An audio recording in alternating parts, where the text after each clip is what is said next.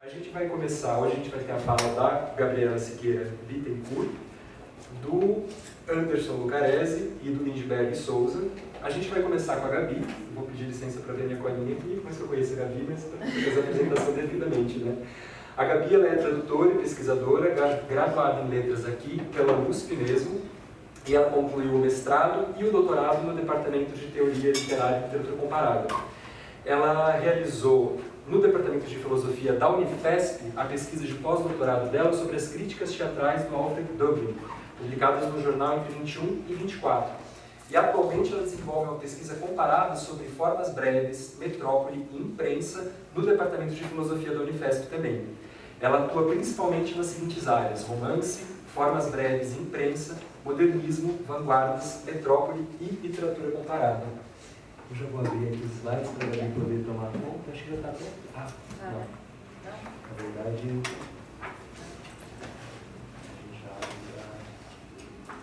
ele estava, mas aí como eu fui chamaria da primeira. Está aqui, galera. Não. Aí, vamos lá que vai estar. Não, esse vai ser. Eu vou por em tela cheia. Eu só preciso ver o nome da sua fala. Não precisa. Não precisa? Então é isso. Work in progress. Por favor, não leia. Gente, só antes também que eu estava esquecendo, então a gente tem 33 minutos para cada fala, eu vou controlando o tempo e vou fazer aquele esquema de quando faltar 5 minutos eu sinalizo para vocês que estiverem falando e depois quando estiver faltando mais um eu sinalizo também só para a gente saber que ainda a gente tem aqueles 60 segundos de respiro. Obrigado, Gabi, bom trabalho. Obrigada, gente. Bom dia. Obrigada. Parabéns pela organização do evento. Hoje eu vou ler, gente, porque senão eu não vou conseguir. Hoje eu quero comentar com vocês alguns aspectos da poesia do William Carlos Williams, à luz das questões históricas que dizem respeito à tradição literária estadunidense. Não preciso dizer, que a obra do Williams é vasta, é complexa, portanto eu não tenho a intenção de resolver qualquer enigma da sua produção poética. Não se trata disso. Quero só comentar com vocês uma transformação perceptível na sua obra por volta de 1913, a partir de um poema que ao mesmo tempo tematiza e formaliza essa mudança. Dessa mudança eu vou destacar dois motivos. Dessa mudança eu vou destacar dois traços que vão se tornar distintivos na poesia do Williams a partir de 1913. Em primeiro lugar, a ênfase em motivos locais, triviais, à primeira vista desprovidos de carga poética. Todo mundo conhece esse poema, né? Isso aqui é um ótimo exemplo disso. É onde ele vai chegar, 10 anos depois, quase. Em segundo lugar, a singularidade, então, em primeiro lugar, os motivos. Em segundo lugar, a singularidade do seu verso breve e lapidário. Dentre os muitos vetores envolvidos nessa mudança, eu vou falar de dois: a influência do Walt Whitman e as transformações sociais pós-guerra civil que marcaram a época do realismo estadunidense. Então a gente vai começar lendo Idílio, o poema que trata dessa mudança. Em seguida vamos compará-lo a duas estrofes de poemas anteriores, o que deve nos permitir dimensionar a mudança da sua poética. E na sequência eu vou analisar brevemente o poema Idílio para a partir disso discutir como é que o viés localista e a lapidação do verso livre podem ser entendidos a partir da tradição poética e literária dos Estados Unidos. Deu para acompanhar? Bom, gente, pelo amor de Deus, isso aqui é só uma tradução totalmente instrumental, sem julgamento, qualquer erro vocês me comentem depois. Mas é só para, enfim, vocês poderem acompanhar com mais facilidade. They say to me, there is a roaring God outside beating the trees. I go hurriedly and find two unfortunates cowering in the wind. I think of this as I lie here warm, watching the blinding white that was saffron change to steel blue behind shaking trees. I raise my head and sidewinds 20 miles to the bleak horizon, but my desires, I say to myself, are 30 years behind all this. It is late. My wife comes out and tucks me in, telling me, not to hurry, not to hurry. She brings our baby and puts him in the bed beside me.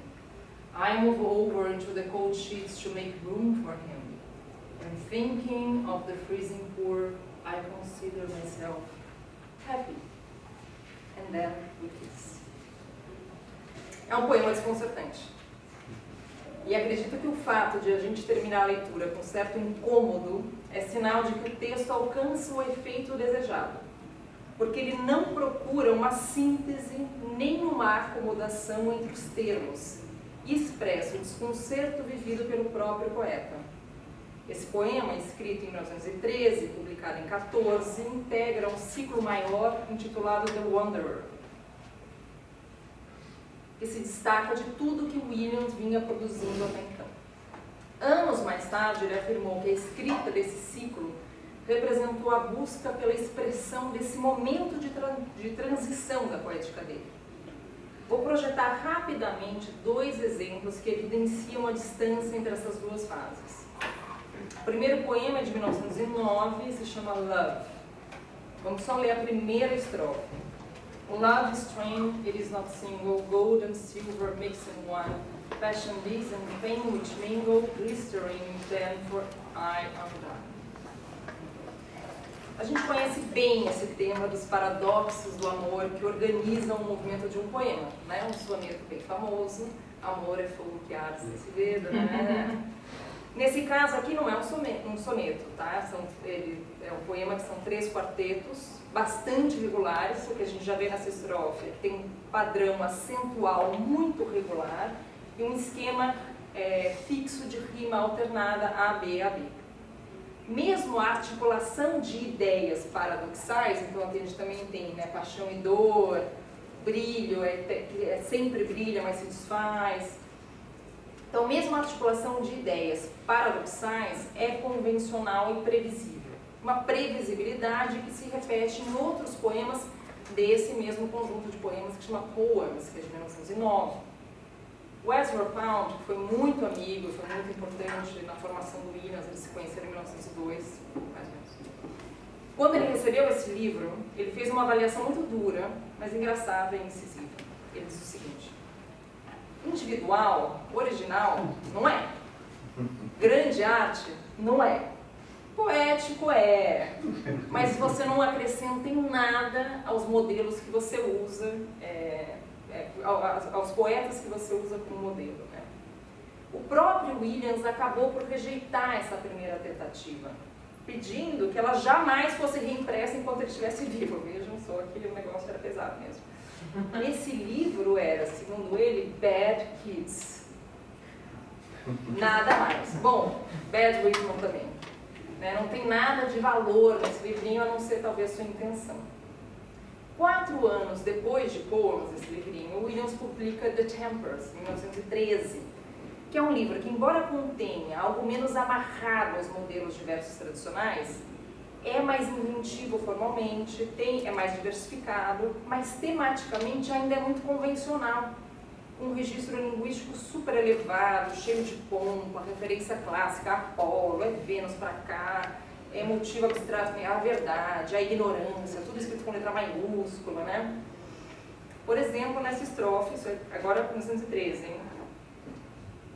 Immortal. And thou, beloved, art that godly thing, marvelous and terrible in glance, and injured Juno roused against heaven's king, and thy name, lovely one, is ignorance. Notem a diferença de temas, de tom e forma.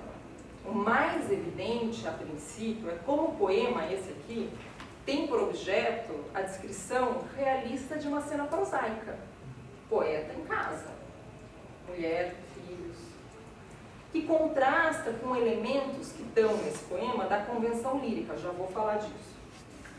Outro dado mais evidente, formalmente o esquema de rimas foi abolido, certo? Os versos agora são curtos, demonstrando já o princípio da economia que vai ser característico da produção posterior do livro. em vez de estrofes regulares e tradicionais como a gente tinha visto, já se percebe agora um contraste entre momentos de expansão e de contração, que é o que leva ao que o Paulo Henrique Brito chama de mancha gráfica do poema, que é uma coisa que vai ser muito importante nos versos dos livros do Williams depois. Não só dele, né? Camus também, Wallace Stevens. Se o ritmo perde a cadência dada pela regularidade do metro, então lembra, né? Gold and silver mixed in one. Olha o metro regularzinho, né? Dando uma cadência. Então ele perde isso, mas agora ele parece ser organizado por unidades de sentido. Vamos falar disso depois também. Já se identifica também o uso do enjambement, que é essa espécie de transbordamento sintático de uma linha para a seguinte, uma quebra de sentido do verso que não coincide com a quebra da linha, né? Compara também com o outro, né? Gold and silver mixed in one. Pum, acabou. A ideia acabou. As ideias estão presas no verso. Aqui não, que elas estão transbordando de um verso para o seguinte. Além disso, no plano do tema, a mudança é curiosa. O tema de fundo aqui ainda é um pouco convencional, se a gente pensar, porque trata do poeta, e por metonímia da poesia, para onde a poesia deve dirigir o seu olhar. Só que se antes a poesia, lá em 1909, no Tempers, né, que a gente leu agora há pouco, se antes a poesia buscava aqueles grandes ideais elevados, a verdade, aqui as opções à disposição do poeta mudam. De um lado, o universo doméstico, descrito na sua dimensão prosaica, pequena, não tem nada de buscar a verdade, com letra maiúscula, né? Do outro lado, o mundo frio, desprovido de deuses, onde sofrem os desafortunados. Um mundo que em outros poemas do Williams, vai ser povoado por resíduos, de coisas triviais, por casas pobres, carrinhos de mão, como naquele que a gente viu no comecinho, que vão aparecer com cada vez mais frequência. O que rege, portanto, o poema é um jogo de contrastes. Contudo, ao contrário dos paradoxos do amor de 1909, formalizados de novo, né, pela cadência regular do metro convencional, aqui os contrastes são formalizados por outros recursos estilísticos. Por um lado, por um jogo entre as imagens do poema e a carga literária que o título carrega. Não falei de trazer uma tradição lírica aqui? É isso. Ninguém usa o título idílio impunemente, né? Ele já imprime na leitura expectativas acumuladas pela herança literária e reforçadas no início da estrofe por esse day indefinido, que ecoa no poema a voz da tradição. Eles me pedem para ver a natureza como uma força mítica. Só que a experiência do poeta nega essa voz. Afinal, o que o poeta vê não é a personificação das forças da natureza em ação, mas o inverno real vivido pela experiência do outro, pelo sofrimento do outro. Esse Day, que procura vincular a experiência do mundo a algo da ordem ahistórica, não humana, portanto da ordem do imutável, também está em desacordo com a realidade muito caseira e mundana da vida do poeta e a domesticidade tranquila do lar suburbano. Um outro recurso que expressa esse sentido de contraste é o jogo, que eu já falei, de expansão e contração de um verso que, tendendo à brevidade, não tem espaço para grandes elaborações elevadas de ordem moral. Vocês lembram daqueles adjetivos que a gente viu no poema sobre a ignorância, né? Então é maravilhoso, isso é terrível. Os adjetivos aqui em idílio remetem mais à ordem da percepção sensível do que à avaliação moral. Eles constatam estados, freezing e warm, warm e cold. Descrevem dados apreendidos pela visão, white, saffron, blue still. Claro que o Bleak foge um pouquinho disso, né, na medida em que ele exprime algum juízo, mas ainda assim eu diria que um juízo associado à percepção do mundo visível. As unidades de expansão e contração parecem organizadas em torno de verbos. O poema joga com os verbos de movimento. Eu vou rapidamente, eu encontro, eu olho, meu olhar salta. mas por outro lado, tá tarde, né? Slade. Eu ouço, eu lembro, eu deito, sem pressa, eu fico. Nesse tom de constatação, o poema deixa em suspenso qualquer tipo de avaliação, igualando o calor da casa e o frio exterior, deixando o juízo nas mãos ou nos olhos de quem lê. Como eu disse, o ciclo de que esse poema faz parte foi uma tentativa de expressar as circunstâncias e os dilemas desse percurso que levaram à transição que muitos anos depois o Williams caracterizou dizendo o seguinte: opa, não é. Eu deveria ter escrito sobre as coisas ao meu redor, mas eu não sabia como. Eu era infeliz porque eu não estava fazendo o que queria. Eu não sabia nada da linguagem, exceto o que eu havia ouvido de Keats e dos pré-rafaelitas. Mas o que aconteceu para que em 1913 ele finalmente conseguisse encontrar modos para descrever as coisas ao seu redor?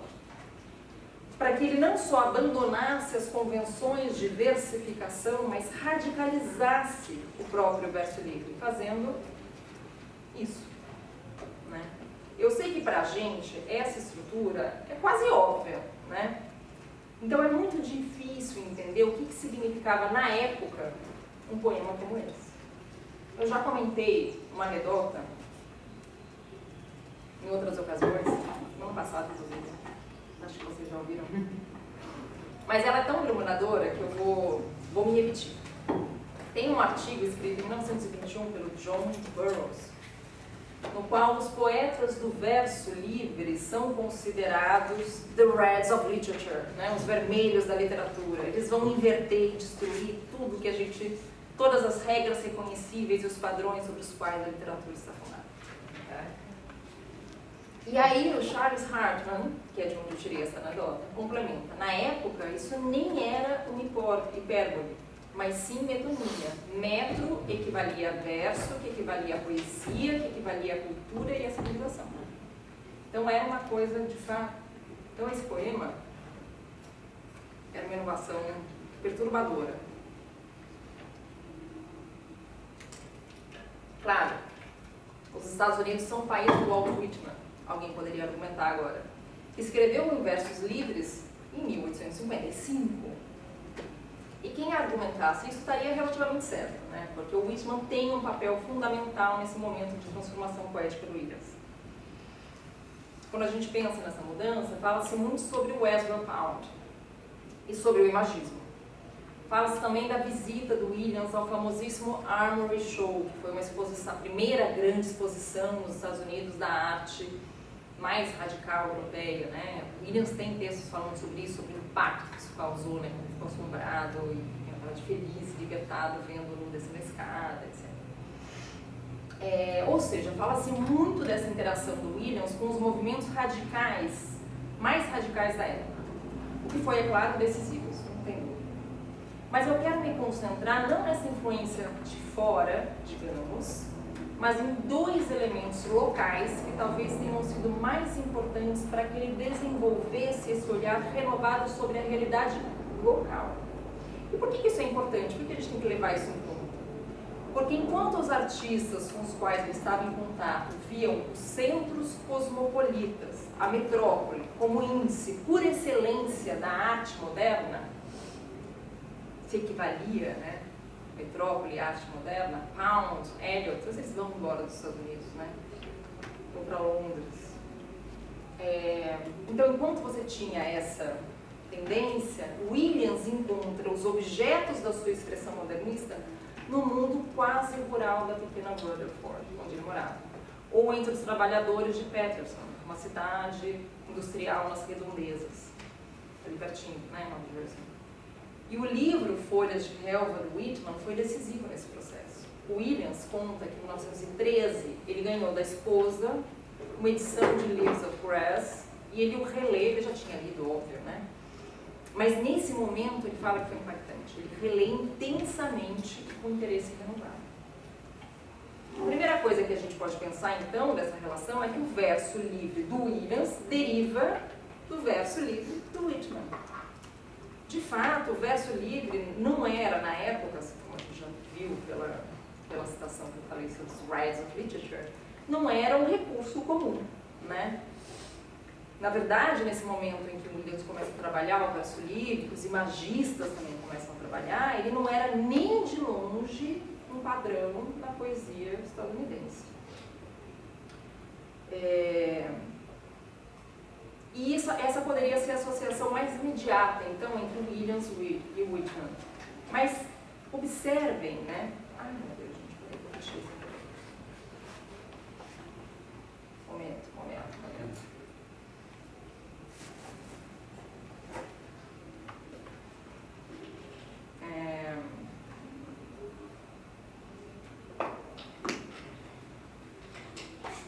Mas observem que a forma que os dois, Williams e Whitman, dão ao verso livre é muito diferente. E o Williams, que deixou vários comentários sobre o Whitman, enfatizou em alguns desses textos dele que a influência não foi uma questão de estilo, mas foi uma influência acerca da compreensão de qual seria a sua tarefa poética. Foi observando a tarefa poética do Whitman que ele entendeu a sua tarefa poética. Uma tarefa poética que, no caso do Whitman, diz respeito à libertação em relação aos modelos legados pela tradição, com vistas à reinvenção de formas de expressão. Mas expressão de quê, a gente se pergunta, né? O que ele precisava? O que ele queria expressar? Alguns comentadores, como James Bradley, por exemplo, que estudaram essa relação dos dois, afirmam que Whitman sacrificou as convenções métricas in order to release his feelings, para libertar seus próprios sentimentos. Eu acho uma visão pequena do Whitman, né? A tarefa poética que a obra dele realiza é a expressão de um horizonte ideológico determinado historicamente, em que se organizava a imagem de uma nação que se entendia absolutamente nova, sem as amarras de um passado aristocrático feudal, ao qual deveria responder, ou seja, sem as demandas de classes aristocráticas presas a uma ordem social agora em desuso, mas voltando, né, criando, isso é o que a gente pode ver em países europeus, os Estados Unidos se via livres disso. E os anos por volta de 1840 até o início da Guerra Civil representam um momento em que se articulou uma expectativa de que o indivíduo, o progresso tecnológico e a natureza poderiam funcionar num sistema de mútua revigoração, produzindo energias para a efetiva realização de uma democracia que era algo a ser inventado naquele momento.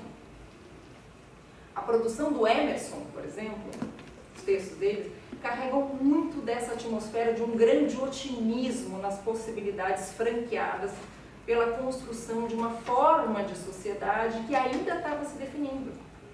Em 1837, o Emerson disse: nossa época de dependência, nosso longo aprendizado sobre outras terras terminou. Está terminando, na verdade. Os milhões que ao nosso redor estão ganhando vida, nem sempre ou não podem mais ser alimentados com restos da colheita estrangeira. É hora de fazer o que a gente tem que fazer aqui. E essa tarefa poética, então, que era uma tarefa histórica, dependia de construir espaços literários capazes de incorporar não os grandes ideais convencionais da tradição política e da tradição literária. Uma tradição que politicamente e literariamente os Estados Unidos seria livre disso, né? Nem os registros elevados associados a essa tradição. Não era uma questão de incorporar isso, mas sim de trazer para o espaço construído pela literatura a experiência cotidiana vivida na massa que construía junto com o poeta essa sociedade ainda em formação. Um exemplo aqui do Whitman, deixa eu ler em português. Multidões de homens e mulheres enfeitados é ruim, né? Porque attired é mais vestido mesmo, né? É mais simples. Vestidos com figurino também é ruim. Com suas roupas, seus trajes usuais. Quão interessantes sois para mim.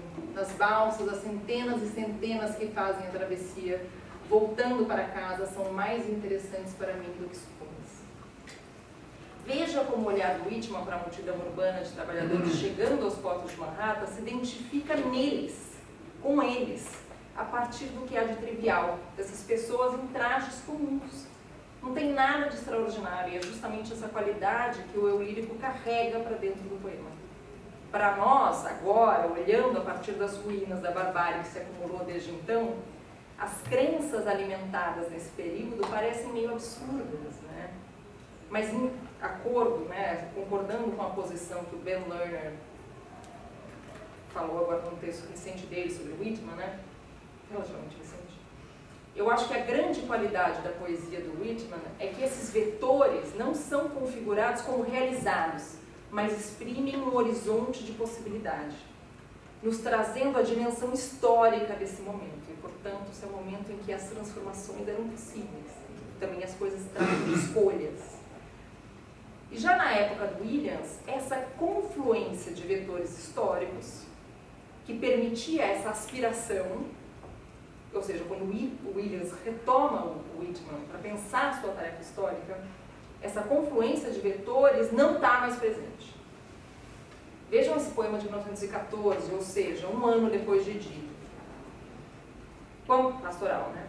Quando eu era mais jovem, eu estava certo de que deveria fazer algo da vida. Agora mais velho, ando pelas vielas, admirando as casas dos muito pobres. Telhados desalinhados, quintais repletos de velhas telas de arame, cinzas, móveis estragados, cercas e anexos feitos de tábua de barris e pedaços de caixas. Todos, se eu tiver sorte, sujos de um verde azulado, cuja pátina me agrada mais que qualquer coisa. Ninguém acreditará que isso importa tanto para mim. Não dá muito tempo de convencer vocês. Então eu vou tomar como ponto de partida que vocês concordam comigo. E ambos compartilham uma certa simpatia franca em relação aos dados materiais do seu entorno. Dados que, na época, não eram nada poéticos, não eram considerados poéticos. Para a gente, hoje, tudo isso é meio óbvio, parece claro, não era na época.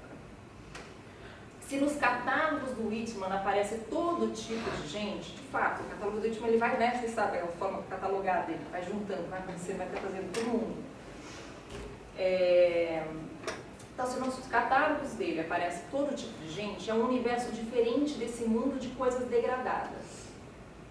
Isso diz respeito tanto à posição do eu lírico no Williams, que vai se tornar cada vez mais despersonalizado, aqui ainda não, mas vai se tornar, quanto na própria formulação do verso lírico. Notem a extensão do verso do Whitman, seu fôlego largo, um tom grandioso nessa incorporação do outro no espaço do poema. Tudo cabe, tudo ganha o mesmo fôlego. Tudo é banhado por essa luz. Williams reduz o verso, rebaixa o tom, dizendo "The only way to be like Whitman is to write unlike Whitman." O que acontece é que os pressupostos ideológicos que permitiam a amplitude de Leaves of Grass não estão mais dados por Williams. Como a gente lê nos últimos versos do poema pastoral, ninguém vai acreditar que isso importa para a nação. O que separa os dois são as condições históricas que marcaram o período depois da Guerra Civil nos Estados Unidos e que são as condições históricas do desenvolvimento do realismo. A Guerra Civil teve consequências para a poesia do Whitman, para todo mundo, né? Todo mundo escrevia nessa época, óbvio. Afetou, né, a escrita de escritores, Mas os 25 anos, 30 depois do fim da Guerra Civil, foi o período com as mudanças mais rápidas e profundas pelas quais o país passou. Um momento de proliferação e aceleração de processos tecnológicos, no qual se cristalizou um capitalismo agressivo. Quem leu The Jungle, do Upton Sinclair, sabe bem o que é isso? E é um capitalismo que encerra aquele horizonte de possibilidades. É a época do florescimento do realismo e do naturalismo estadunidense, com Dreiser, Norris, Crane, Morton, uma tendência literária que durante muitas décadas foi considerada fracassada. Curiosamente, foi relegada e deixada de lado pelo mesmo período que o Williams. Ele só é retomado o realismo, começar a ser estudado de novo, pensado, colocado no cânone de leitura, isso em 1970 para frente. Por supostamente nunca ter conseguido achar a expressão adequada para a realidade social que tinha se transformado. Porque ele não conseguia mais usar as formulações literárias que estavam presentes, elas não cabiam. E ele ficava nesse jogo de tentar encontrar as formulações dessa realidade com uma carga literária que não cabia mais nela. Uma fonte interessante para dar mais cor para esse período é pensar no Henry James. Né? O Henry James, quando ele vai embora dos Estados Unidos, na década de 70, ele fala assim, ó, não dá para escrever literatura aqui. Não, 5 não. 5, verdade. Bom, quando ele vai embora, porque ele fala assim, ó, os Estados Unidos não tem história. Né? História, history, sem história você não escreve realismo. E não tem uma maquinaria social complexa. Quando ele volta em 1904, a questão para ele é que o desenvolvimento técnico e o modo como ele afetou visivelmente a paisagem e perceptivelmente a sociedade também impedem. Ele avançou, ele diz, ele foi de longe demais e a literatura não consegue ir atrás dele. Ou seja, a literatura está sempre em fracasso, sempre faltando nos Estados Unidos, nunca vai conseguir dar conta dessa realidade. As transformações econômicas e sociais fazem com que, nesse período, o realismo se torne, porém, um imperativo social, que rejeita aquela ideia de síntese harmonizadora entre a vastidão da paisagem, a formação do indivíduo emersoniano e o progresso técnico. Os conflitos violentos de classe, por exemplo, o Haymarket Riot, em 1886, foi um conflito violentíssimo, com consequências muito importantes políticas para os Estados Unidos, em Chicago. Produzia a realidade, então, essa configuração do capitalismo, produzia realidades sociais fragmentadas, não tinha harmonia, possibilidade de síntese, era fragmentação e competição. Nesse período, portanto, para representar as mudanças, era preciso representar a classe social. Nem todas as pessoas reunidas, ou seja, não representar as pessoas reunidas em uma poética que promove a síntese, que busca uma certa harmonia, uma incorporação. Não isso não cabe mais. Mas entender as suas classes, operários inscritos nessa realidade na qual eles de fato agem e da qual eles sofrem. Isso no realismo, né? Não vai dar tempo de desenvolver mais. Mas eu acho que todas essas influências do que tinha de mais radical no modernismo da época, em literatura e em pintura, e que Williams absorve, essas influências são balizadas pela perspectiva localista dele, que ele não inventa, né? Mas a qual ele se filia, respondendo aos problemas da sua época. Um olhar que não vai mais procurar catalogar e unificar e incorporar, mas que se concentra nos objetos individuais, restituindo esses objetos, por meio do poema, numa atmosfera que não apaga nem acomoda, mas restaura e dá a ver as relações. Eu queria falar mais uma coisinha de pastoral, mas não vou falar, deixa eu falar, se ficar depois, senão ficar muito confuso. Comprido e confuso. É isso, gente. Bom, agora o nosso comunicador é o Anderson Lucarezzi. E para fazer a apresentação, o Anderson escreve, traduz, pesquisa e leciona, ele é aqui da USP mesmo. Realizou mestrado e doutorado em letras estrangeiras e tradução aqui na universidade e contribuiu com artigos para revistas como Cadernos de Literatura em Tradução e Criação Crítica.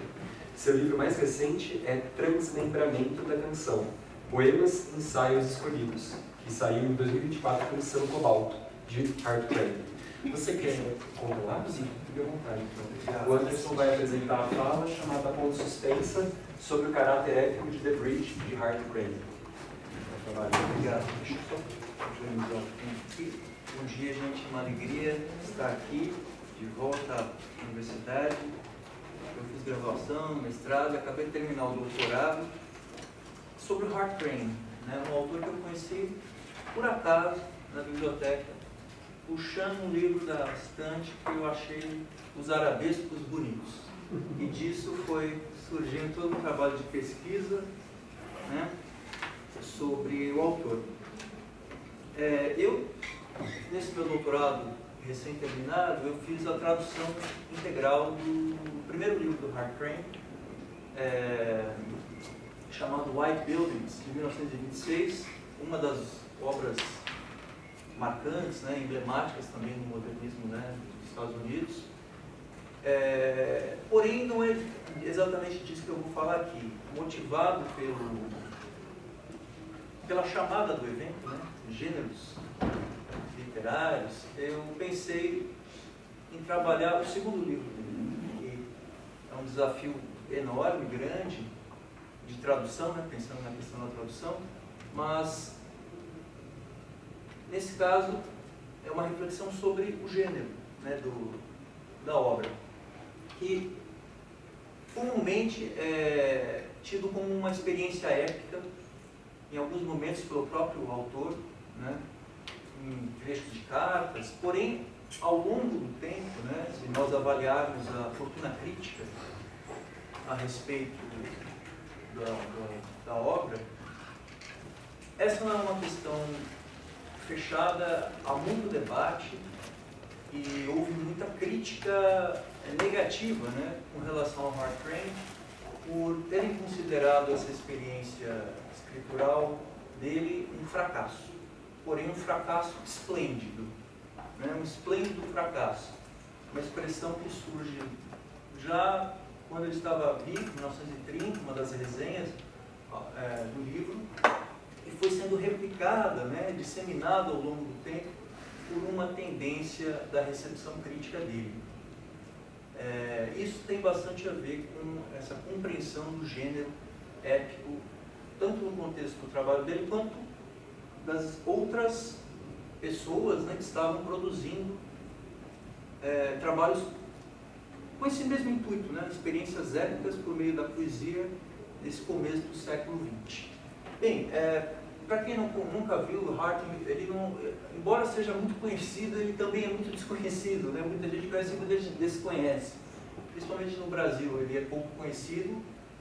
Essa é uma foto do Walker Evans, que foi um fotógrafo que trabalhou com Hart, especificamente na ilustração do The Bridge, que é um livro de 1930. Ele tirou fotos da ponte do Brooklyn, né?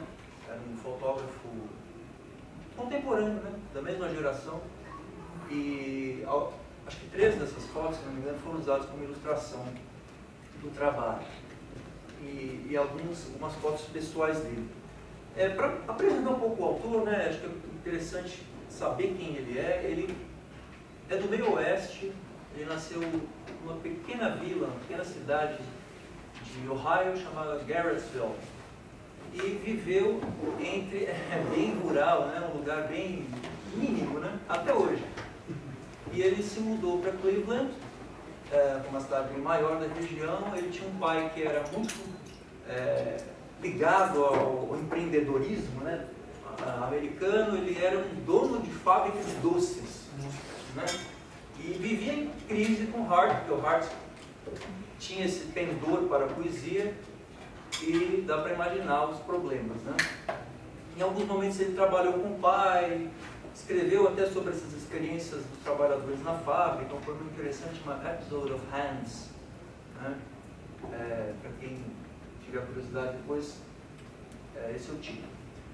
E ele mudou-se para Nova York em busca, né, dessa experiência da vida literária da época, e sempre sem dinheiro, sempre com dificuldades financeiras. Então vinha, teve que mudar novamente para Cleveland, se render fazer concessões, né, buscar trabalho, abandonava o trabalho, e sempre escrevendo, né. Publicou em muitas revistas da época, havia muitas revistas, né, modernistas, pequenas revistas, né, muitas mesmo. Ele contribuiu ao longo da década de 1910 com poemas, né, esparsos, e alguns desses foram reunidos em 1926 nesse primeiro livro chamado White Buildings. Na pesquisa de doutorado, eu consegui descobrir o único vídeo do Hart Crane existente, que se sabe, né?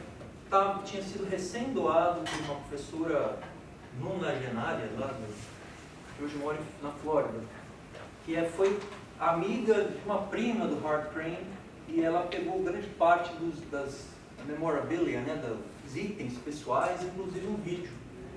E eu trabalhei com a universidade para fazer a digitalização. Esse é apenas um pequeno trecho do vídeo que mostra ele em movimento. é um vídeo um pouco mais longo, tem uns 3 minutos. Foi gravado numa das cidades em que ele tinha parentes, a prima dele tinha uma casa, e foi uma filmagem feita pelo cunhado dele, né?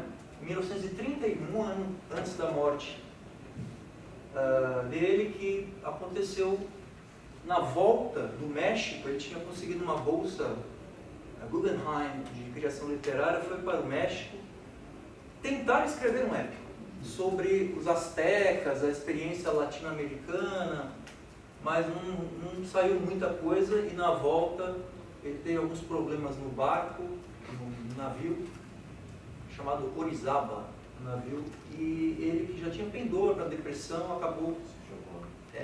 É o que se acredita, ninguém não teve uma testemunha ocular assim muito, né? Mas acredita-se que ele realmente se suicidou. Ele estava voltando com uma mulher, a única com a qual ele tinha tido uma experiência amorosa, né? Até então ele tinha experiências com homens nos Estados Unidos. E essa pessoa, que é a Peggy Lee, é o sobrenome dela, uma pintora, fotógrafa, narra que realmente ele tinha esse interesse do suicídio, porque ele, na véspera, estava muito deprimido, e a poucos minutos do acontecimento ele se encheu de comida, né, para ficar mais pesado, segundo ela, né, para afundar. E curiosamente, as pontes, né, falando de The Bridge, esse barco depois foi incorporado à Marinha Brasileira, né, e funcionou até 1950 e tanto, né. Então, curiosidades aí sobre o autor. Bem, esse é o vídeo, então. Vamos falar um pouquinho do poema, The Bridge, que, como eu falei, é o segundo livro dele, né?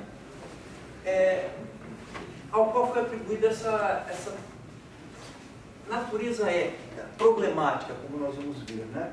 Aqui eu vou ler pequenos trechos de cartas, trechos nos quais ele fala sobre o projeto e sobre a suposta natureza épica do projeto, né? De maneira muito grosseira, o poema é uma síntese mística da América. Tudo teve de ser transfigurado em forma abstrata e quase funcionaria independentemente de seu tema. Os impulsos iniciais de nosso povo terão de ser reunidos rumo ao clímax da ponte, símbolo de nosso futuro construtivo, nossa identidade única, na qual também estão incluídas nossas esperanças científicas e realizações futuras. Tudo do contrário do que a Gabriela apresentou do projeto do Williams, né? Exatamente o oposto. Não por acaso, Williams, em pelo menos 2 oportunidades, foi bastante crítico com relação ao projeto do Hart Crane, que era um leitor também ávido do Walt Whitman e acreditava nessa síntese mística de história e misticismo. Tem um pouco aí do Destino Manifesto, né? E você acreditar, né, no caso aí, apresentar uma vertente de positividade, né, diante dos desafios da modernidade, daquele mundo que estava cada vez mais fragmentário, né? Imagina isso aí já depois da Primeira Guerra, né, com toda aquela escalada né, rumo aí aos anos 30. Mas ele acreditava nessa possibilidade, embora fosse uma pessoa muito que oscilasse muito na questão de depressão e tal, ele se apegava muito a isso como projeto estético, né? E portanto, essa empreitada épica estaria nessa tentativa de sintetizar a história, apresentando momentos dos Estados Unidos, os diferentes povos que compuseram a nação até aquele momento, né? E pegando a ponte do Brooklyn, ele elegeu a ponte do Brooklyn como um mito da modernidade, né? Então ele estava em busca, desde os anos 10, de uma figura que sintetizasse, né, a modernidade como mito. Ele tentou articular no primeiro livro Fausto com Helena, que é um poema longo dele. Quer dizer, a Helena, referência da antiguidade, o Fausto, uma referência mais perto do tempo dele, ligado ao mundo da modernidade, pelo menos da idade moderna para frente. Mas ele sofisticou mais isso no projeto da ponte, The Bridge. Embora a ponte do Brooklyn não seja uma obra do século XX, né, há toda uma série, né, de elementos em que ela se caracteriza como uma inovação. Na época foi a maior obra de concreto, de estufa de ferro, pelo menos naquela região. Ela ligou o Brooklyn com a Manhattan, que o acesso era mais difícil antes. Isso possibilitou, né, o desenvolvimento também econômico dessas duas regiões. E ele viu nisso uma espécie de símbolo também dessa ligação, né, entre povos, né? É uma visão bastante otimista. Por outro lado, ele era também um grande leitor do Eliot, admirador de The Waste Land, principalmente no que diz respeito à estrutura. Então ele concordava com essa abordagem, né, essa forma de, pelo menos, retratar, né, o mundo fragmentário que o Eliot apresentava, mas discordava da visão de mundo extremamente negativa, pessimista, né, arrasadora, né, quando a gente lê The Waste Land. Então ele propunha um contraponto a isso, né, uma tentativa de ver tudo isso por outro ângulo, embora não de maneira ingênua, né. Se você lê The Bridge, você vê potencial crítico em vários momentos, né. Outro trecho, né? A Eneida não foi escrita em 2 anos, nem em 4. E em mais de um sentido, sinto que é justificável comparar o escopo histórico e cultural da ponte com o desse grande trabalho. Pretencioso, né? Trata-se, ao menos, de uma sinfonia com um tema épico e um trabalho de profundidade e inspiração consideráveis. Olha que interessante, a sinfonia, termo da música, né? Tema épico. Então, você vê uma mescla aí de gênero, né? Outro trecho. A ponte pode se transformar em algo parecido com a forma de folhas de relva, né? E também é um poema, é épico, não é épico, folhas de relva, há alguns elementos ali de narratividade, né? Em alguns momentos, com uma série de edições, né? Cada uma incorporando novas adições. E aí, enfim, ele fala do Eliot, né?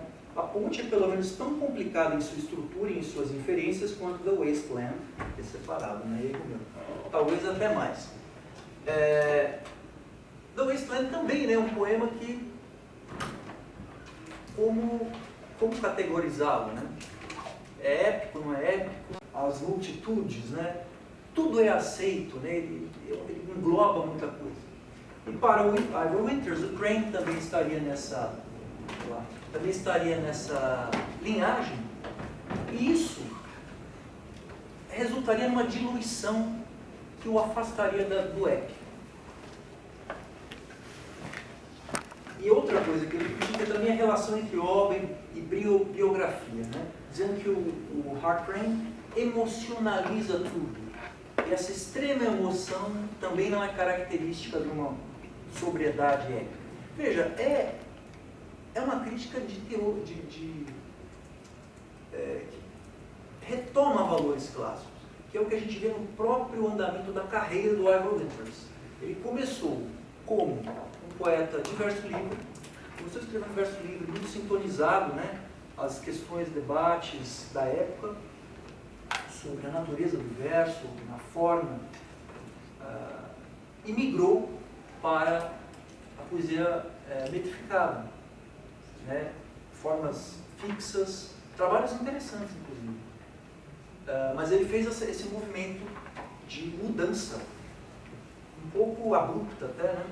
E que se percebe também na mudança de posicionamento com relação ao livro do Crane. Ele não via valor nessa fragmentação, nessa disruptura, vamos assim dizer, porque é um livro realmente dividido, fragmentado. São sessões que lembram até uma composição em mosaico, assim, né? Alguns críticos de viés positivo falam isso. Então esse é o Ivor Winters. Alan Tate também foi um correspondente do Crane, um amigo próximo, né? E foi ele que cunhou esse termo, né? A obra é um magnífico fracasso. Parece ironia, mas não é ironia. Ele realmente via um esplendor ali. mas ele via como projeto épico fracassado. Né? Então, ele via beleza esplendente em alguns versos, em algumas passagens, mas o fracasso nessa moldura épica, nessa constituição de uma narratividade. Né? Na definição, por exemplo, de um herói, ele diz que o Crane não define um herói. Né? Quem é o herói épico da obra? Né? Essa definição do esplêndido fracasso, ela foi sendo reproduzida, como eu falei, ao longo das décadas por outros críticos, e chegou a virar nome de livro. Né? Splendid Failure, Hard Train and the Making of the Bridge, 1985. Do Edward Brenner, que reforça essa fortuna crítica negativa, né? E diz que há uma irregularidade no sequenciamento das sessões. Né?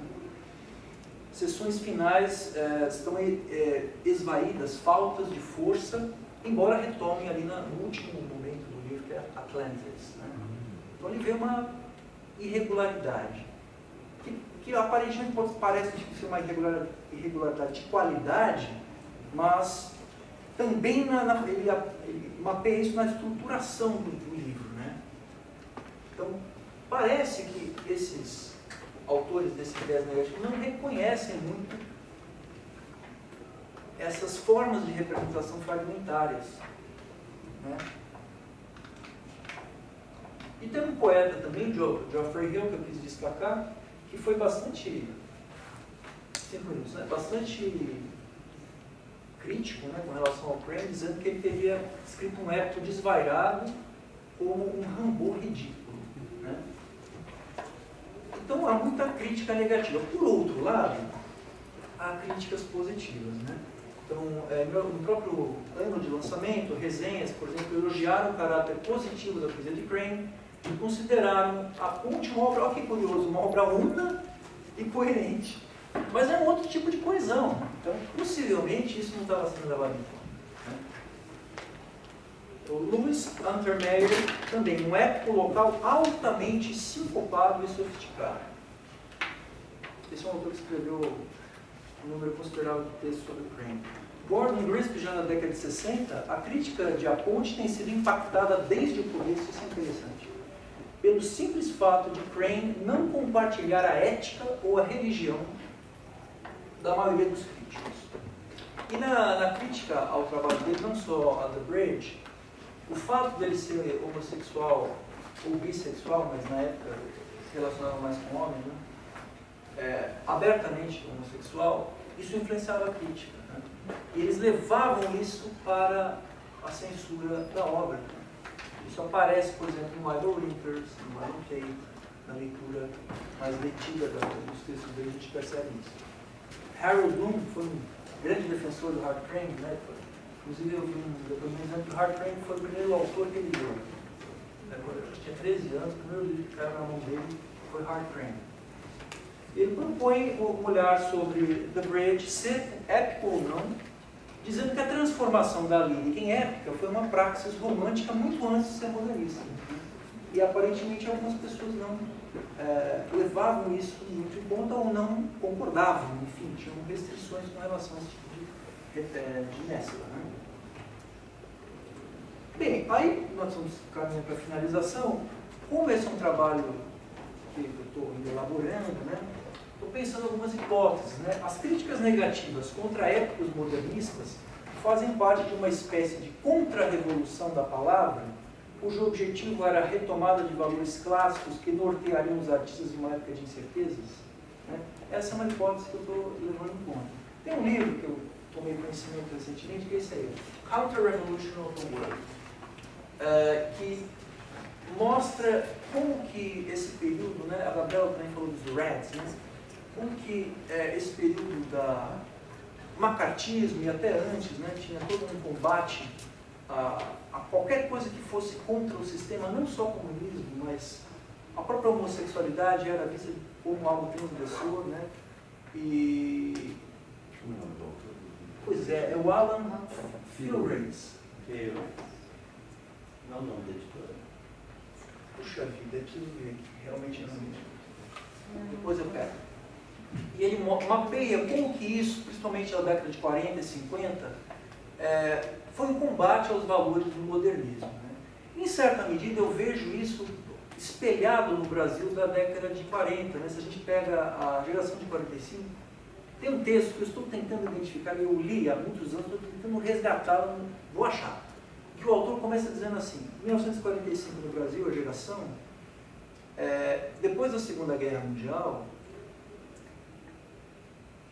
de certa maneira recusou as experiências modernistas mais radicais, feitas anteriormente, na tentativa de resgatar um humanismo perdido. Né?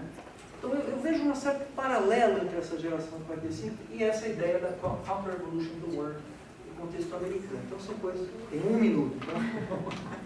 Então eu vou tentar estudar mais isso. Não está fechado, é uma hipótese. Né? E a outra hipótese, preconceito contra a orientação sexual de Hart Crane fez com que as críticas negativas a seu época modernista fossem mais intensas do que aquelas realizadas contra outros épocas modernistas. Porque há críticas contra os cantos, há crítica contra vários desses que eu mencionei na modernidade. Mas esses autores não ficaram rotulados com isso. Né? Você não olha para o Paulo e fala, é um fracasso porque os cantos muitas vezes é ilegível. Isso não ficou marcado como uma etiqueta mesmo. No Hart Crane, sim. Por quê? Será que tem a ver com a questão da homossexualidade? Então eu estou sondando essa refortuna crítica para analisar isso. Referências? Bom, esse é o livro que eu traduzi, gente. A ideia era ler um trecho da ponte, mas fica no próximo. Muito obrigado. Gente, então eu vou apresentar o terceiro comunicador e o último comunicador da manhã, que é o Lindbergh Souza Campos Filho. O Lindbergh ele é professor de literatura de língua inglesa aqui na USP, e entre as publicações recentes dele, ele destaca A Santa Joana dos Matadouros como crítica do modo de representação capitalista, Ascensão do Inglês em São Paulo e a política musical da poesia afro-americana, Langston Hughes e Sterling Brown. Os interesses de pesquisa dele envolvem romance, poesia, teatro, cinema, literatura e pensamento brasileiro e marxismo. Só isso? É tudo. Vocês sabem que são da mesma coisa. Fisicamente. Calma. Vocês são preguiçosos, só querem sempre falar da mesma coisa. Faltou apresentar a mesa, né? Revelação de Jerusalém, uma leitura do épico profético no poema de William Blake. Bom, gente, bom dia para todo mundo. Tá passando o livro dos poemas iluminados no Blake aí para ajudar nesse processo de familiarizar vocês com esse universo. Nós estamos prestes a entrar. Bom, Jerusalém, vou falar já, começar a tentar apresentar o poema, né? Jerusalém, um panorama, né, do poema. Jerusalém é um poema narrativo, composto por aproximadamente 4.000 versos em 100 iluminuras, né? Essas placas vocês podem ver. Aqui vocês têm a folha de rosto do livro e a capa. Pode descer um pouquinho mais, por favor? Ele começou a ser feito em 1804, mas a data de conclusão não se sabe, provavelmente 1820 e 1821. Ele é dividido em 4 capítulos. Pode-se dizer que ele é o grande épico do Blake, pois é o seu último, mais longo e bem acabado em termos visuais e estilísticos. A substância do escrito é o derradeiro, né, mas não conclusivo desenvolvimento do mito da queda e reconquista da humanidade divina. De maneira extremamente esquemática, né, o que vai de encontro, né, a própria ideia, o próprio espírito profético do livro, ele pode ser resumido da seguinte maneira. Tudo começa com o despertar da figura que aparece no título, né, o Albion, que representa tanto a Grã-Bretanha quanto todos os seres humanos, do sono da morte, graças à voz do Salvador. Ele rejeita a visão propiciada pelo chamado como um fantasma do cérebro superaquecido e busca esconder sua amada emanação, ou sua alma, seu melhor eu, Jerusalém, porque passa a acreditar que por demonstração apenas o homem pode viver e não por fé. e que Deus seria tão somente um legislador distante e invejoso, completamente distinto da humanidade. Desse modo, Albion aliena-se da sua natureza divina, encolhe-se na sua interioridade e afunda progressivamente em um coma, que mais parece um pesadelo no tempo humano e existência material finitos da recorrência de males como guerra, império, crueldade e exploração. Isto fabrica todo o tecido narrativo do poema, onde a mente perturbada de Albion, distante de sua verdadeira essência, Jerusalém, gera inúmeras fantasmagorias de personagens e eventos históricos, bíblicos e da mitologia pessoal do Blake, que se materializam e desaparecem, lutam e falham, amam e desesperam, dominam outros e são vítimas de dominação por sua vez. Tal padrão radicalmente não linear ou referencial tem como ponto culminante não o Apocalipse ainda, mas ao menos chega até a percepção de todos os fenômenos nas suas formas humanas, na aceitação do espírito de perdão mútuo que libera as energias sociais da autodestruição e acumulação vã e as coloca a serviço de uma atividade comunal construtiva, fazendo com que cada indivíduo se veja na obrigação mental de erigir a Nova Jerusalém, a comunidade ideal profetizada no livro da Revelação, no Aqui e Agora. Então, o que me levou então a esse poema que parece ser uma coisa tão, digamos assim, excêntrica, né? Duas referências. Primeira coisa foi o Terry Eagleton, um crítico com o qual eu trabalho muito. Para ele, o Blake é, de longe, o poeta mais radical do cânone inglês. Segundo, foi também uma passagem sobre o conceito de história, né, o último texto do Walter Benjamin, em que ele fala sobre o profeta. Né? Ele fala que profeta não é quem prevê o futuro, né? O profeta é quem lembra o passado no instante de perigo, quem traz o passado para o presente no instante de perigo. E como vocês devem ter visto, né, pelas coordenadas espaciais, o Blake é essa pessoa que se formou naqueles radicais anos 90 do século XVIII, né, durante a Revolução Francesa. Bom, então toda a obra dele pode ser discutida em termos religiosos ou em termos de como viabilizar uma revolução. Então isso daí é uma tensão que existe na fortuna crítica dele muito grande. Dado esse turbilhão poético, que já foi por diversos críticos chamado de parede de palavras, e pelo próprio Blake de alegoria sublime, penso que o jeito mais direto e simples que encontrei para apresentar Jerusalém foi reduzir as expectativas e partir do título. Jerusalém, a emanação do gigante Albion. Essa Jerusalém aí, de que fala o poema, é uma mulher, uma cidade, uma dimensão feminina de Albion, sua filha, seu melhor destino, um poema, a liberdade, tudo isso em simultâneo, repleto de flutuações.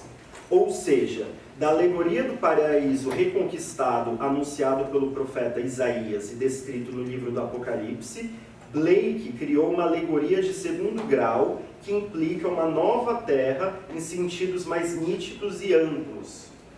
Tal relação tipicamente alegórica de significantes com significantes, de modo a multiplicar e elidir a estabilização de sentido, pode inclusive ser vista como um importante componente da construção do poema como um todo e pilar do projeto estético-político de Blake. Né? O próprio Terry Eagleton ele vai falar que para o Blake é muito importante a combinação de ambiguidade simbólica e engajamento político. Né? Por quê? Porque para ele o desejo revolucionário não pode se materializar ele precisa ter essa configuração sempre instável para ele poder se materializar, para poder nós sairmos desses ciclos de revolução, liberação, opressão, né? Que ele identifica, obviamente, olhando a Revolução Francesa, né? Bom, e tentando tematizar isso, é isso, a revolução é o tema dele, do primeiro poema iluminado até o último, né? Bom, no título, no entanto, a ênfase é na Jerusalém como emanação do gigante Albion, ou seja, o Albion é o personagem principal, só que é a Jerusalém que está como sujeito, né, no título, né? Um super ser, né, o Albion, que entre outras coisas tem a Lua e constelações inteiras em seus membros, cujo sistema circulatório se liga a todo o universo e é a um só tempo a Inglaterra e a humanidade. Isso é o mesmo que dizer que Jerusalém aparece primeiramente como a essência feminina dessa figura masculina. No universo dele, a emanação, quase todos os personagens, seres, você nem consegue estabilizar, né? Tem emanações e espectros. As emanações são as essências femininas e os espectros masculinos, né? E para ele, o demônio sei lá, o anjo, o Deus, tem que estar junto. Isso aí é uma invenção do patriarcalismo cristão, né? Essa ideia de demônio. Isso é o mesmo que dizer que Jerusalém aparece primeira... isso daqui eu já falei. Isso é o mesmo que dizer que Jerusalém aparece primeiramente como a essência feminina dessa figura masculina, que, na maioria das vezes, representa a humanidade adormecida no sono da morte, né? Que é o Albion. Por conseguinte, e a meu ver, isso é crucial, pois trata-se de algo que não deixa de ter como origem o próprio Albion. Ou seja, a superação é uma emanação dele, por mais que alienada, né? Ainda que preso em uma condição degradada de gigante. No folclore celta, vale dizer de passagem, o gigante tem várias conotações, muitas vezes antagônicas, como todo o folclore.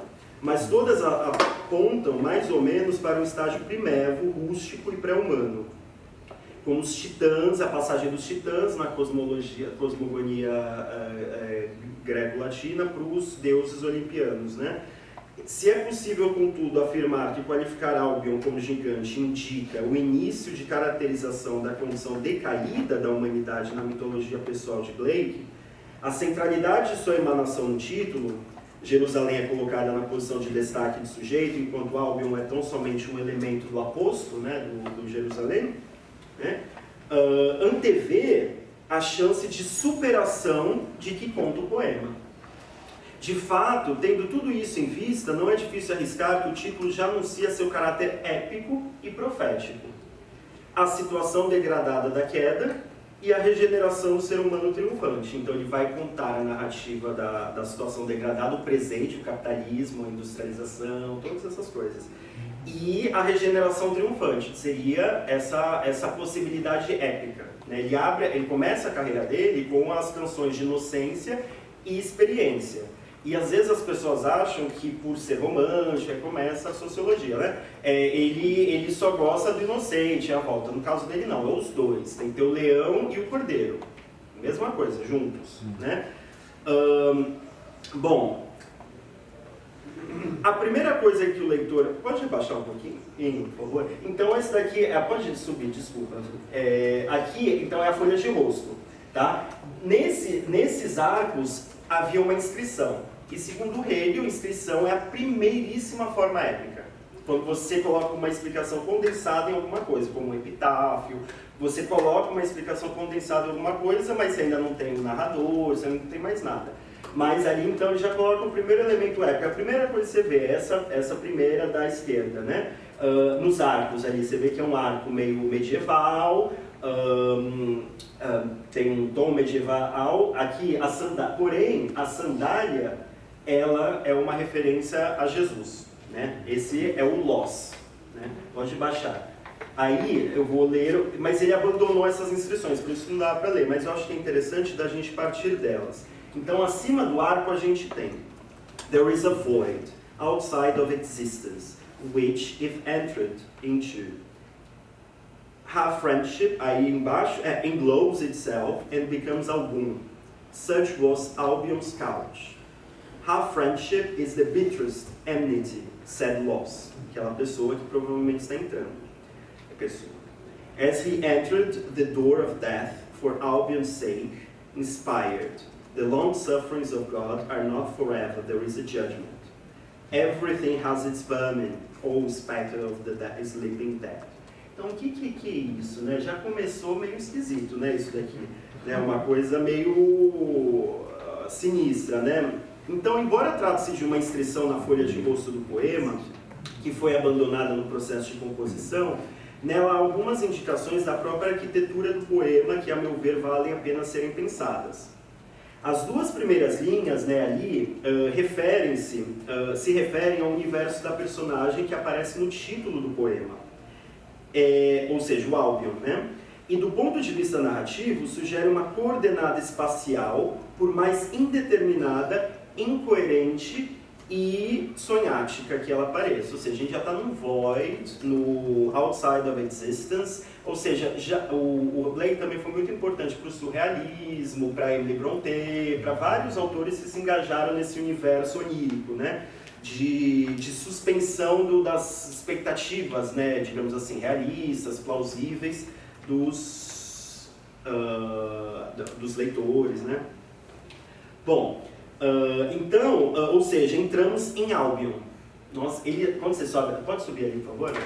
Quando a gente vê ele entrando, ele está entrando no Albion, você vê que tá a loucura, né? Isto é, no sono de Uru, o estado mais decaído, que mais parece ser uma queda em uma autoinflexão alienante que é literalmente mortal. É justo nesse pesadelo de repetições de violência, guerra, imperialismo e crueldade, pois tudo que aparece como luta interna sempre tem correspondência com o social, isso daqui é uma coisa antiga do épico também, que Los entra por Albion, ele entra por Albion. O Los, essa figura, ele está entrando no Albion por ele, né? De fato, assim que pisou no palco, Los imediatamente desatou a falar. Pode voltar ali, por favor? Que aí vocês veem que ali é uma descrição, né? E aqui ele já começa a falar. E ele fala o quê? Uma máxima, que seria para o Hegel a segunda forma do épico, que é a máxima, que aí você já tem o narrador, que é uma frase que dá um insight na vida, né? Algumas coisas assim, né? De fato, tendo tudo isso em vista, não é difícil arriscar que o título já anuncia... não, isso aqui eu já falei faz tempo. Então ele começou a falar. O que ele diz é, na verdade, uma máxima, seguida de uma profecia, não no sentido de previsão do futuro, mas de recordação de uma verdade condicionada a certo comportamento. Ou seja, o profeta, gente, aí eu estou usando aqui a linhagem que começa com para discutir profeta, profecia, essas coisas, com Spinoza, né, com o Tratado Teológico Político de 1667, mas aí muita gente vem trabalhando e tal. O profeta, para desmistificar tudo isso, é uma autoridade política. Se ele não fosse uma autoridade política, ninguém ia prestar atenção no que ele está falando. Ou seja, é alguém que relembra a lei, no caso da tradição judaico-cristã, né? Que recorda a lei e fala para o povo o que vai acontecer se ele transgredir ou se ele observar a lei, né? Aqui encontramos de maneira bastante concentrada o ideal de libertação humana que perpassa toda a sua obra. A amizade ou o amor ao próximo precisam ser incondicionais e que certamente haverá um juízo final, um momento derradeiro dessa situação de repetição de ciclos infernais de revolução, liberação e opressão, que conhecemos tão bem, e o despertar para uma outra vida liberada da lei e repressão moral. Para ele, o E.P. Thompson escreveu um livro inteiro do Blake, só mostrando como ele vem de uma tradição de que acabar com essa ideia de lei. No primeiro livro iluminado, é um dos primeiros, completo, né? É o Casamento do Céu e o Inferno. Uma das últimas anedotas que tem é uma conversa entre um demônio e um anjo, e o demônio está tentando converter o anjo, e aí ele consegue converter o anjo, porque ele fala, olha, Jesus ele teve que transgredir pelo menos 5 mandamentos para ele poder fazer o que ele queria fazer. Ou seja, o cristianismo ele não tem nada a ver com a lei, ele tem a ver com a lei que foi escrita no coração de cada um. Não tem que ter lei. Se tiver lei, sempre vai ter transgressão, pecado. As pessoas elas têm que desenvolver uma coisa que vem de dentro para fora, né? Então ele é contra a lei moral. Por isso que todas as figuras dele, tudo é muito sexualizado. A capa do Milton, é o Milton com a bundinha de fora. Os corpos dele são todos muito atléticos, é sempre essas misturas, porque a salvação passa pelo corpo. E o exemplo que o demônio dá para o anjo é, Jesus não defendeu a adúltera, Jesus não acabou com os mercadores do templo, ou seja, para ele ser Jesus, ele precisou ir contra a lei. Estão vendo a revolução? Tá. Voltando.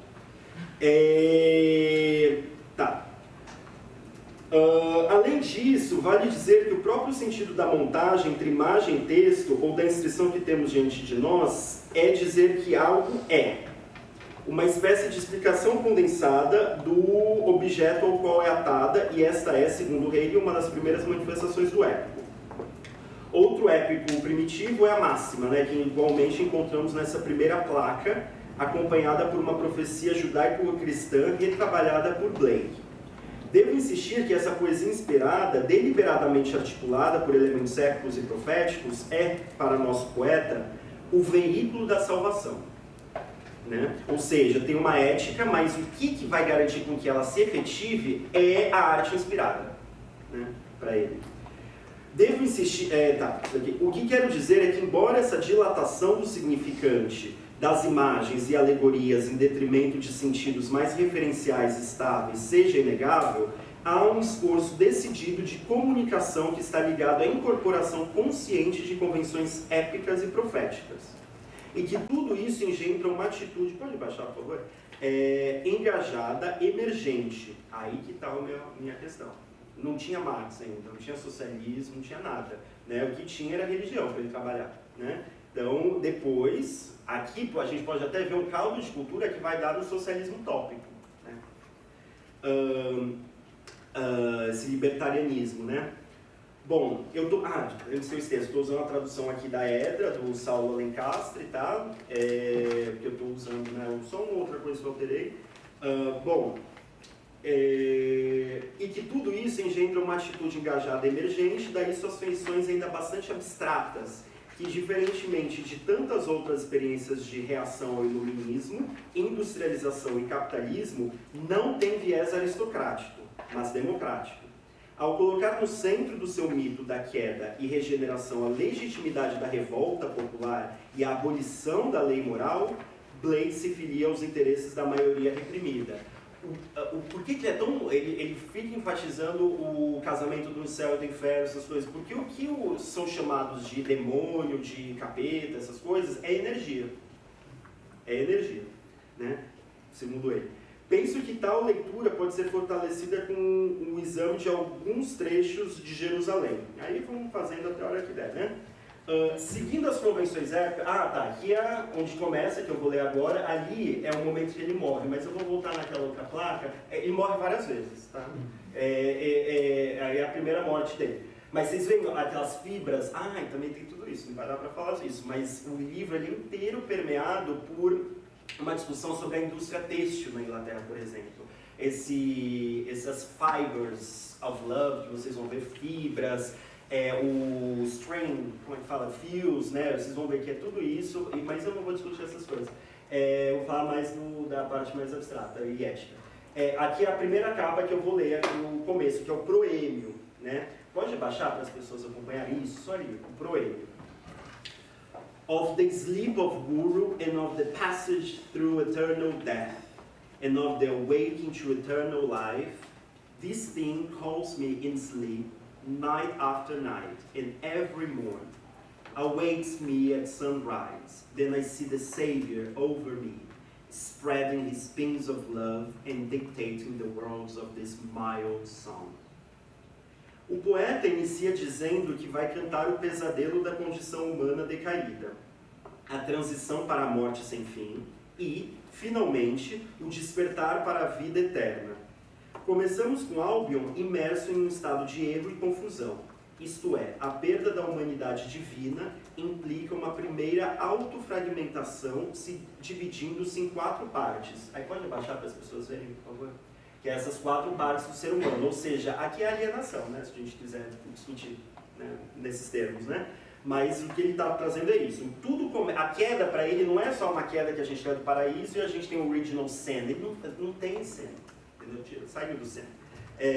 que é uma alienação. Então a gente se dividiu como seres humanos em razão, lei, restrição, intelecto, e o reason, horizon, né, seria a razão, luva, love, né, emoção, amor, o Albion mata, luva, né, nesse poema, tharmas, o corpo, sensação física, força, sentimentos, e urthona, imaginação criativa, inspiração, espírito criador. Essa urthona, isso daí é quando a gente cai, se fragmenta, e na condição decaída, esse urthona é o loss, que ele ganha uma dimensão que é aquele lá que apareceu no começo, né, carregando uma espécie de disco, sol, loss, contrário, sol. Né? Começamos com o Albion imerso, tá, aí se divide, né, nisso. Em outras palavras, se no estado primevo da humanidade essas 4 dimensões humanas encontravam-se unidas no peito de Albion, após sua queda no mundo das fantasmagorias das aparências, elas se dividem e se autonomizam até o ponto de Reason se tornar um tirano, Luva ser assassinada pelo próprio Albion em Jerusalém, e Urthona se manifestar em sua forma terrena e decaída como o ferreiro da arte inspirada, Los. Diga-se de passagem que Los se torna central a tal ponto em Jerusalém que ele é reiteradamente associado ao Salvador, ou seja, a figura o Los, que seria essa versão decaída da Urthona, ele é o Salvador, ele é identificado com Jesus, e ele é o ferreiro, é um trabalhador metalúrgico da arte, não é uma arte, uma coisa, não, ele é um ferreiro, ele fica lá com um martelo, ele sempre está com um martelo e tal, faltou a foice só. Com um martelo lá batendo em tudo. E diga-se de passagem que então ele é o Salvador. Como dito antes, o veículo da mensagem prática da redenção é a visão divina propiciada pela imaginação que se manifesta na arte inspirada. Uma outra coisa que gostaria de salientar nesse proêmio é o retorno da ênfase no sonho. Pode subir de novo, por favor? Ainda bem que você está aqui. Essa coisa do sono, né? Toda hora voltando, né? Vocês estão vendo que é uma coisa muito importante, do sonho. Com efeito, é preciso abandonar as expectativas naturalistas do espaço tridimensional e linear, pois o universo de Blake pode perfeitamente ser compreendido como um precursor-chave do surrealismo em sua consciente construção de um espaço onírico. Some-se a isso o fato de que a maior parte das profecias da tradição bíblica ser fruto de sonhos e visões, ou seja, não de argumentações sobre a essência de Deus que viria com os teólogos, mas da individualidade corporal do profeta, que produz imagens, as quais, por sua vez, disparam insight ou iluminação em quem as ouve ou lê. Ou seja, são imagens, e como toda imagem, ela desperta alguma coisa, que é uma resposta individual em cada um. Né?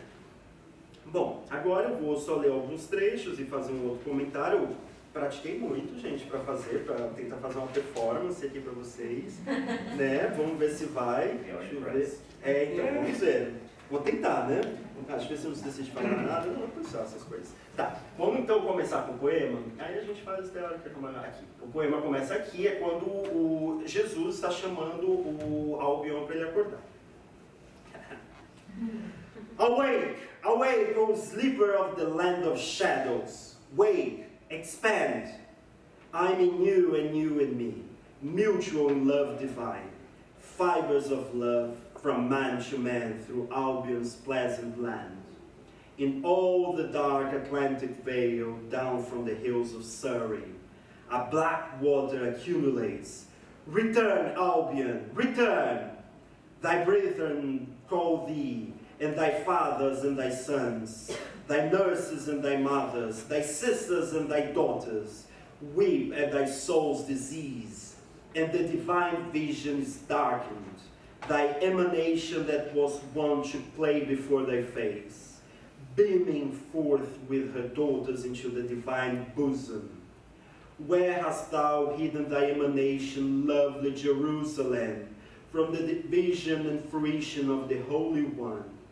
I'm not a God afar off, I'm a brother and friend.